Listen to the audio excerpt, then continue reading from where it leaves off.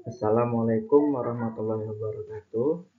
Di sini saya akan mempresentasikan tentang daya tahan otot dalam olahraga.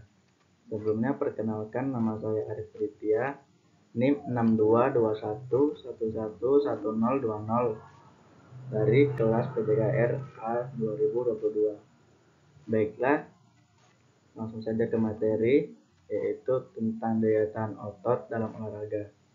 Daya tahan otot adalah kemampuan otot untuk berkontraksi secara berulang atau menahan kontraksi dalam jangka waktu yang tertentu. Dalam olahraga, daya tahan otot sangat penting untuk mendukung performa atlet dan mencegah kelelahan. Kemudian, definisi daya tahan otot. Definisi daya tahan otot ada 3, yaitu pertama, kemampuan otot. Daya tahan otot adalah kemampuan otot untuk bekerja secara berulang atau menahan kontraksi dalam waktu lama tanpa berkelelahan yang tinggi. Yang kedua yaitu kontraksi otot. Otot yang memiliki daya tahan tinggi mampu berkontraksi berulang kali tanpa cepat lelah, memungkinkan atlet untuk mempertahankan gerakan dan performa. Yang ketiga yaitu daya tahan otot dapat dibedakan menjadi daya tahan otot dinamis atau gerakan dan daya tahan otot statis ataupun posisi. Kemudian ada peran daya tahan otot dalam olahraga. Yang pertama yaitu performa optimal. Performa optimal itu daya tahan otot yang baik memungkinkan atlet untuk mempertahankan performa selama aktivitas fisik yang panjang dan intens. Kemudian ada pencegahan kelelahan. Daya tahan otot yang baik membantu mencegah kelelahan otot dan memungkinkan atlet untuk berlatih lebih dan lebih keras. Kemudian ada peningkatan ketahanan. Otot yang kuat dan tahan lama membantu atlet dalam mengatasi tantangan fisik dan meningkatkan ketahanan terhadap cedera. Kemudian ada faktor-faktor yang mempengaruhi daya tahan otot. Ada beberapa faktor yang mempengaruhi daya tahan otot, yaitu pertama, genetika. Faktor genetika seperti jenis serat otot dan ukuran otot dapat mempengaruhi daya tahan otot. Kemudian ada jenis kelamin. Pria umumnya memiliki daya tahan otot yang lebih tinggi daripada wanita, tetapi faktor ini dapat bervariasi tergantung pada faktor lain. Kemudian ada usia. Daya tahan otot cenderung menurun seiring bertambahnya usia, tetapi dapat ditingkatkan dengan latihan yang tepat. Kemudian ada gaya hidup. Aktivitas fisik teratur, asupan nutrisi yang tepat, dan istirahat yang cukup dapat meningkatkan daya tahan otot. Kemudian ada beberapa latihan untuk meningkatkan daya tahan otot. Yang pertama yaitu latihan interval. Latihan interval adalah metode latihan fisik yang menggabungkan latihan intensitas tinggi dan rendah secara bergantian. Latihan ini dilakukan secara berulang-ulang dalam waktu yang singkat. Latihan interval dapat memberikan beberapa manfaat seperti meningkatkan kebugaran, melatih kecepatan dan daya tahan tubuh, meningkatkan kinerja dan pemulihan dalam waktu singkat, mengurangi volume latihan secara keseluruhan. Yang kedua yaitu latihan ketahanan. Latihan ini melibatkan latihan dengan beban ringan atau sedang yang dilakukan dalam waktu yang lebih lama untuk meningkatkan daya tahan otot. Latihan ketahanan atau latihan daya tahan adalah latihan fisik yang bertujuan untuk meningkatkan kemampuan tubuh bergerak secara maksimal dalam waktu yang lama. Latihan ini dapat dibagi menjadi dua jenis, yaitu ketahanan umum dan ketahanan khusus. Yang ketiga ada latihan sirkuit, yaitu melibatkan serangkaian latihan yang dilakukan secara berurutan dengan waktu singkat di antara setiap latihan untuk meningkatkan daya tahan otot. Latihan sirkuit ini atau sirkuit training adalah jenis latihan yang melibatkan perputaran latihan. Dalam satu putaran sirkuit, kamu akan menjalani serangkaian latihan yang berbeda dengan istirahat yang sedikit atau tanpa istirahat sama sekali. Kemudian yang keempat yaitu latihan plyometrik, yaitu melibatkan gerakan eksplosif dan cepat untuk meningkatkan daya ledak dan daya tahan otot. Latihan plyometrik adalah latihan yang menggunakan gerakan cepat dan bertenaga untuk meningkatkan kecepatan, tenaga, dan kelincahan. Latihan ini juga dapat membantu meningkatkan refleks, peregangan, dan kekuatan otot. Prinsip plyometrik adalah otot selalu berkontraksi baik saat memanjang ataupun memendek. Latihan ini dapat dilakukan dengan atau tanpa alat bantu, seperti melompat ke atas, lompat tali, memegang bola, push up, dan lain-lain.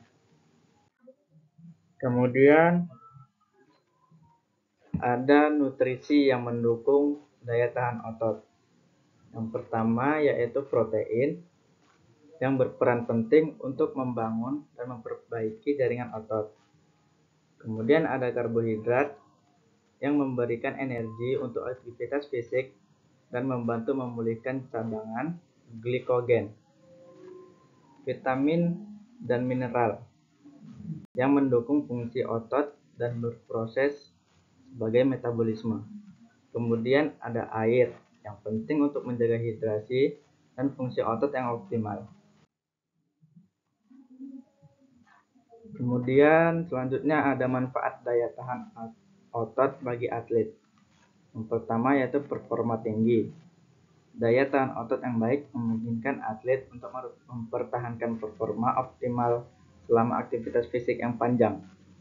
Yang kedua, pencegahan cedera. Otot yang kuat dan tahan lama membantu atlet dalam mengatasi tantangan fisik dan meningkatkan ketahanan terhadap cedera. Yang ketiga, pemulihan cepat. Daya tahan otot yang baik memungkinkan atlet untuk pulih lebih cepat dan latihan berat dari aktivitas fisik. Yang keempat, meningkatkan kesehatan. Daya tahan otot yang baik berkontribusi pada kesehatan secara keseluruhan, termasuk kesehatan jantung dan metabolisme. Kemudian ada daya tahan otot dan daya tahan kardiovaskuler.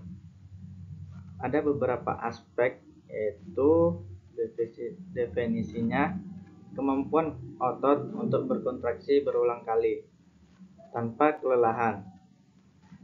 Kemudian definisi untuk daya tahan kardiovaskuler yaitu kemampuan jantung dan paru-paru untuk memasok oksigen ke otot selama aktivitas fisik. Kemudian di latihan untuk daya tahan otot yaitu latihan kekuatan dan ketahanan. Sedangkan daya tahan kardiovaskuler latihan aerobik seperti berlari, berenang, dan bersepeda. Kemudian perbedaan contohnya di daya tahan otot yaitu angkat beban, lari jarak pendek, dan berenang. Kemudian untuk daya tahan kardiovaskuler yaitu lari jarak jauh, bersepeda, dan berenang. Kemudian ada pengukuran dan evaluasi daya tahan otot. Yang pertama yaitu uji ketahanan otot. Uji ketahanan otot seperti tes push up, pull up, dan sit up digunakan untuk mengukur kemampuan otot yang berkontraksi secara berulang. Tes sit up dilakukan untuk melihat kekuatan dan ketahanan otot perut. Lakukan sit up sebanyak yang Anda bisa dalam waktu 1 menit. Kemudian bandingkan jumlah sit up Anda dengan tabel yang ada. Tabel yang ada menunjukkan jumlah sit up yang bisa dicapai jika kebugaran tubuh Anda termasuk baik. Jika jumlah sit up Anda di bawah angka tersebut, artinya Anda harus melakukan lebih banyak olahraga lagi untuk meningkatkan kebugaran tubuh.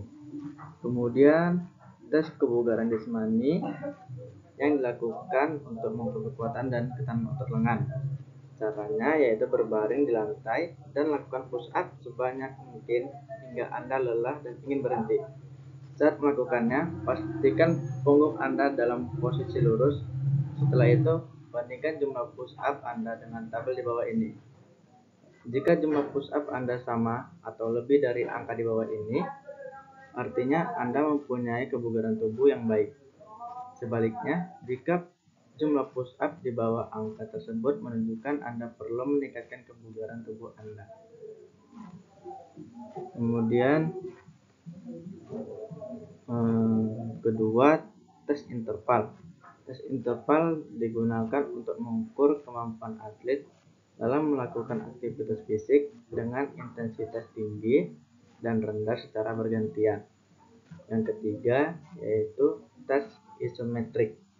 Tes isometrik digunakan untuk mengukur kemampuan otot yang menahan kontraksi dalam jangka waktu tertentu tanpa gerakan.